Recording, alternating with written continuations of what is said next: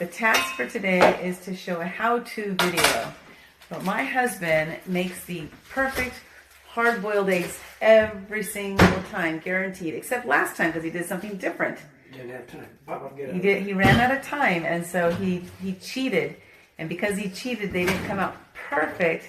They came out good, but not perfect. But tonight, he's going to tell... I got a bunch of eggs down there. We got a bunch of eggs. All right. I didn't know we had a whole bunch of eggs down there. Oops, you got to... Okay. So he's going to tell you guys how he makes the perfect eggs every time. And he might not look at the camera, but he might. Okay. What's the first thing? Cold water. Cold water. So we're doing...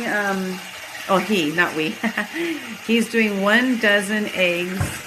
And it's like, I don't even know what size pot that is. The pot has to be big enough for all dozen eggs. So it's got to be... fully covered, right? Submerged. Yeah, but not stacked on top of each other, I noticed. You see, we're wearing our jackets. It's cold here in San Diego. Yeah. I think it's 70. It says 70 in the house. There's another way of doing this. You put the eggs in first and pour the water over. But I broke an egg doing that one time, so... Really? Yep, so this is the way I do it now. Nice and gentle. Yeah. The gentle giants. So you put a dozen eggs in a pot big enough to where all the eggs fit in without stacking on top of each other. Okay. And then, of course, you're not going to have to watch the eggs boil. But Save the crate. Save the crate. Okay, then you take... Put the top on. So you didn't even turn it on yet. Put the top on. Left front. Okay. And we Okay. have this old stove. So you want a medium heat, and then this one here, it's about... Oh, just medium. Okay. Because you don't want to boil them too fast. And then you bring the eggs to a boil. As soon as you hear them bubbling, you turn the fire off. Do you leave it on the... Yeah. Okay, so you turn the fire off and leave it on there. Turn the fire off and let them set for hours. Hi, Mary. I've done it for about 3 hours, I think.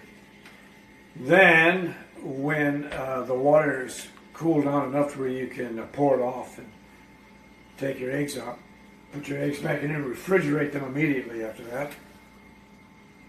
And then, the way that works out is that you can peel these eggs really easy. I found this out after years of study.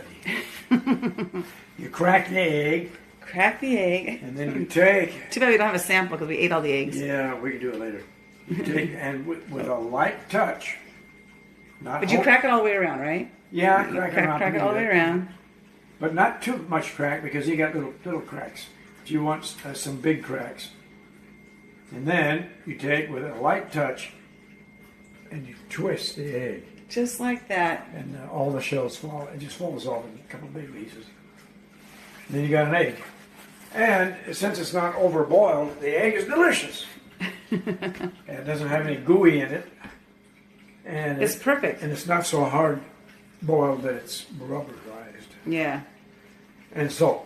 Well, there you go. A perfect egg every time. And that fun tip was that when you roll it and you get it a little bit cracked, and then you take both hands and you just twist it off. It's awesome. Very easy. Very easy, yeah. But literally, it just twists right off, and there you go. You got the perfect egg. You don't even have to clean it because it's perfect every time, except the last time. So what happened last time is he didn't wait the 3 or 4 hours or whatever. This process has to be followed exactly.